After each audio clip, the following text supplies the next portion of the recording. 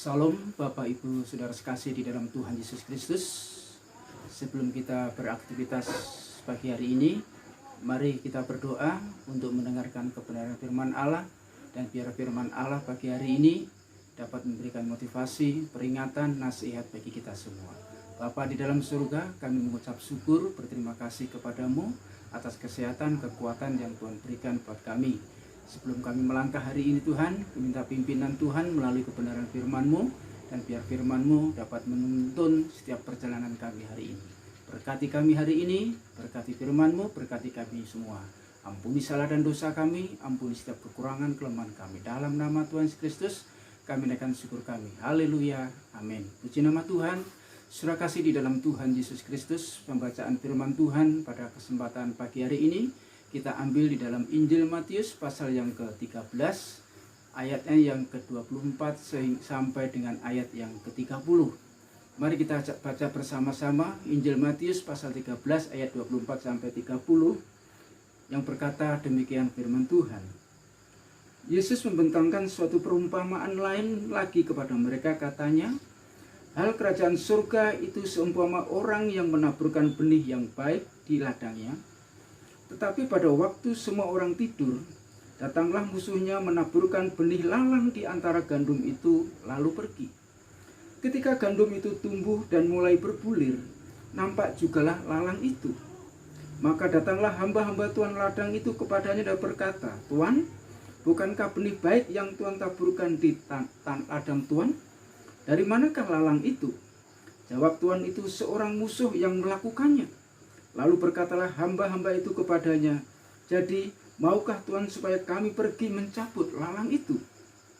Tetapi ia berkata, jangan, sebab mungkin gandum itu ikut tercabut pada waktu kamu mencabut lalang itu. Biarkanlah keduanya tumbuh bersama sampai waktu menuai. Pada waktu itu aku akan berkata kepada para penuai, kumpulkanlah dahulu lalang itu dan ikatlah berkas-berkasnya untuk dibakar.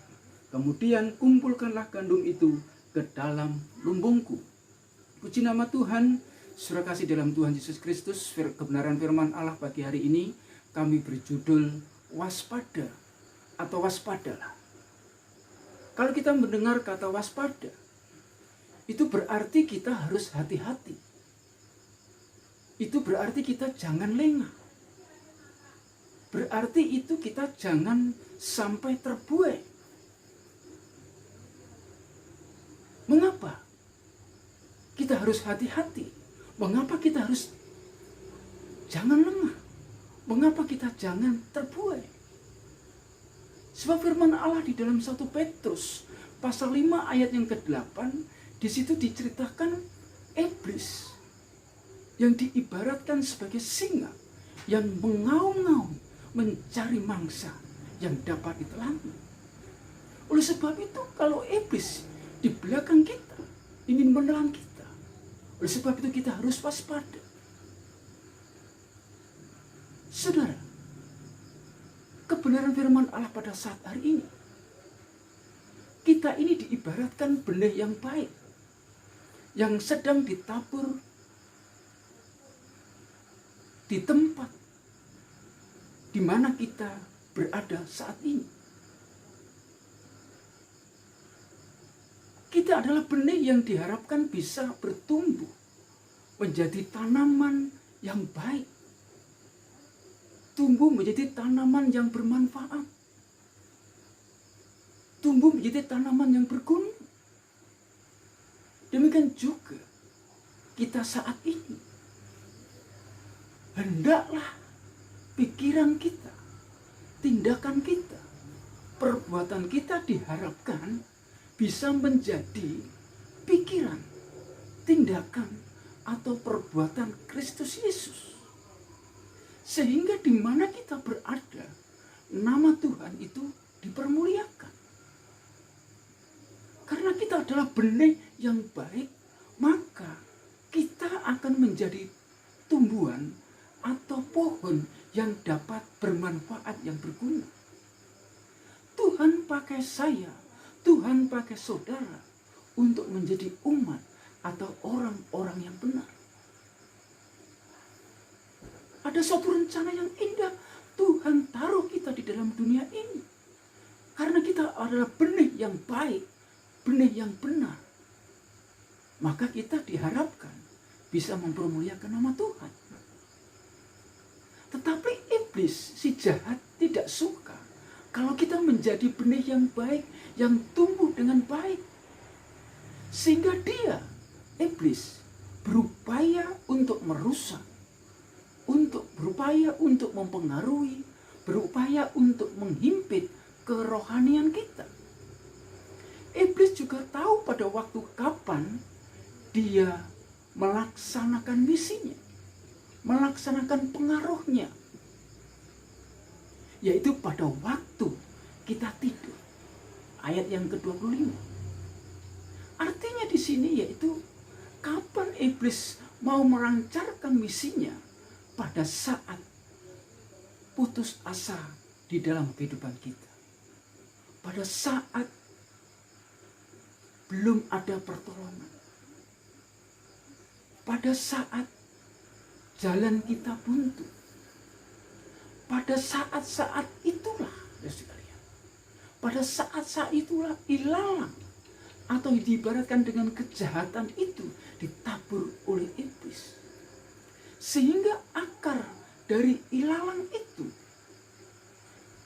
juga ikut tumbuh. Akhirnya mengikat akar gandum itu, yaitu saya dan saudara sebagai benih yang baik itu. Yang mengakibatkan, yang dapat mempengaruhi pertumbuhan gandum itu sendiri. Itu siasat iblis. Iblis tidak suka kita hidup baik. Iblis tidak suka kita hidup benar. Iblis tidak suka kita hidup berkenan kepada Tuhan. Oleh sebab itu, saudara sekalian, iblis tidak henti-hentinya selalu menabur benih-benih kejahatan di dalam sekeliling kita, di dalam kehidupan kita. Bagaimana iblis mempengaruhi kita? Kalau kita baca di dalam Kejadian pasal yang ketiga, bagaimana Adam dan Hawa bisa masuk ke dalam dosa. Karena Hawa dipengaruhi oleh si iblis itu. Firman Allah diputar balikkan. Itu salah satu iblis bisa mempengaruhi kehidupan saya dan saudara yang di notabene adalah benih yang baik. Adapun istri Ayub juga dipakai iblis untuk merongrong, untuk mendorong suaminya Ayub supaya dia mengutuki Tuhan. Karena kehidupan Ayub yang saleh, yang taat kepada Allah, ternyata itu tidak sebanding dengan apa yang diderita oleh Ayub. Oleh sebab itu iblis melalui istri Ayub juga membuat Ayub menjadi gelisah. Saudara kasih dalam Tuhan Yesus Kristus, saudara yang diberkati oleh Tuhan. Tahun-tahun ini tentunya banyak kesulitan yang kita hadapi. Ekonomi belum membaik. Bahkan ada kabar yang sangat membingungkan tentang corona. Belum pasti kapan berakhir.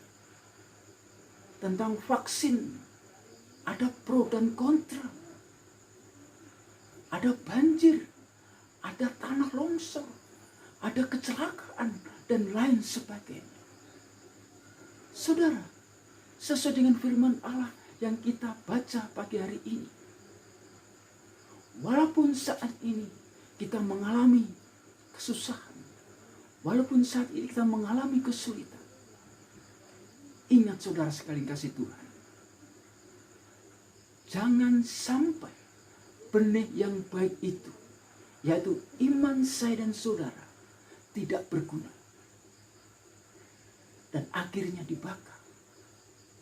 Tetapi kita harus menjadi benih yang terus bertumbuh, menjadi benih yang bermanfaat, menjadi benih yang berguna, baik untuk diri kita sendiri, untuk sesama kita, dan untuk Tuhan.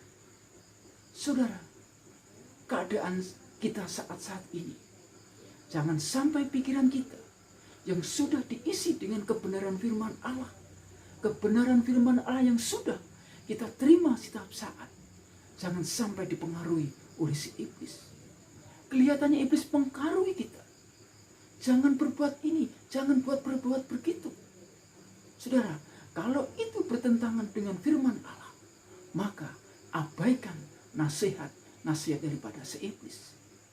Kita menjadi benih yang baik itu. Kita harus tetap menjadi benih yang baik itu. Benih yang bermanfaat, benih yang berguna. Sehingga saudara sekalian kasih Tuhan, kita boleh menjadi saksi. Di tengah-tengah dunia ini, kita boleh menjadi teladan. Dimanapun kita berada saat hari ini, nama Tuhan boleh dipermuliakan. Di tengah-tengah kondisi saat-saat ini, fokuskan hati kita, fokuskan pikiran kita. Jangan sampai kita dipengaruhi oleh oknum si iblis, si jahat itu. Sehingga secara sadar atau tidak, kita bisa terpengaruh. Dan kita bisa mempercayai iblis daripada mempercayai Tuhan. Puji nama Tuhan, biar firman Allah saat hari ini bisa menjadi perenungan bagi saya dan saudara. Puji nama Tuhan. Bapa kami yang dalam surga, kami mengucap syukur berterima kasih. Tuhan telah memberikan nasihat bagi saya dan saudara. Memberikan saudara bagi kami Tuhan, Engkau telah memberikan nasihat, memberikan peringatan, supaya kami harus berhati-hati di dalam kami menjalani hidup ini. Supaya kami tidak tergiur, supaya kami tidak terperosok, supaya kami tidak jatuh ke dalam, oh Tuhan, jurang maut. Tetapi Tuhan, jadikanlah kami benih-benih yang baik, benih-benih yang berguna, benih-benih yang bermanfaat bagi diri kami, bagi keluarga kami, bagi pekerjaan Tuhan. Ampuni salah dan dosa kami, ampuni setiap kekurangan kelemahan kami. Terima kasih Bapa, di dalam nama Tuhan Yesus Kristus kami naikkan syukur kami, dan kami sudah berdoa. Haleluya, amin. Puji nama Tuhan, selamat beraktivitas, Tuhan Yesus menyertai. Amin.